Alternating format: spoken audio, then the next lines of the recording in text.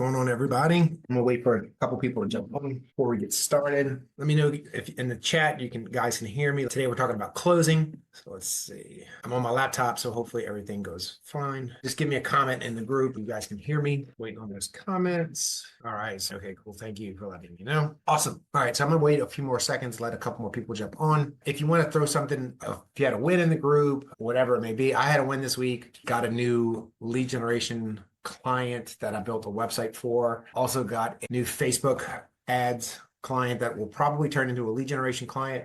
We're working on the Facebook ads right now. We're building out the landing page, some things like that. So I've had a couple wins, even though I am out of town. As you guys know, I'm working on getting my house ready to sell. Still able to do my lead generation stuff, still able to build more lead generation websites. Just published a new lead generation website for window tint for a client. So going through and optimizing that and getting that ready to hopefully rank. Got the GBP published. And so we're moving forward. So it's really awesome. Really excited about that one. What's up, Alexander? What's up, Debbie? Okay, awesome. So you guys, I had somebody text me earlier today about one of the sales calls over last week. I guess he missed it, said it was very helpful. So hopefully you guys can find this very helpful for you. Because one of the things I think that most people deal with, right, when they're coming into this, whether we learn the skill set, we learn the things that we need to do to generate the leads, but then a lot of times it's that sales process or it's that communication process that we struggle with, whether it's selling websites or selling leads or connecting with people or the communication side. And so that's why it's important for you to always continually practice selling, always continually practice sales, always continually practice the art of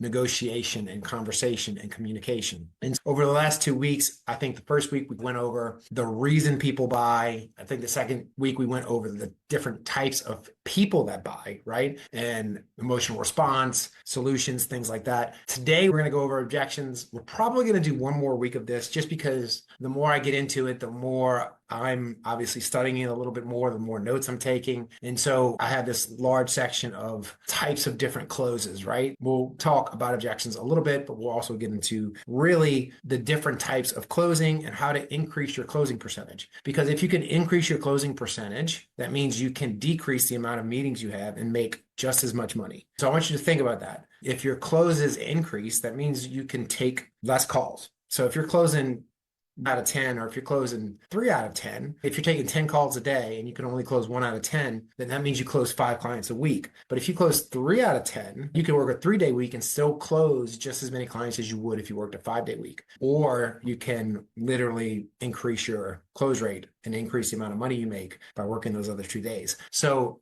getting better at closing and getting better at pitching and prospecting and making the sale is ultimately going to make you more money. And it's just like a skill, just like anything else. It's just like a skill that building websites, ranking websites, it's a skill that you have to practice. It is a skill that has multiple facets. Literally, we could build an entire course on just sales, different techniques and closes, but we don't want you to have to go and do that. So what we're going to do is we're going to try to teach and go through. And remember, guys, like, especially if you're brand new, the first close is always the hardest. The first sale is always the hardest. And once you get that first sale under your belt, it goes on from there. It's like getting your first lead, knowing that, hey, I built this website, I built this, got this phone number, and all of a sudden you generate a lead. And so you're like, hey, this stuff works. And then you continue to build. The next year you're generating more leads. And then all of a sudden your belief system starts to rise and you're like, oh man, this has actually worked. And so now you believe in yourself that you can get leads. And so closing your first sale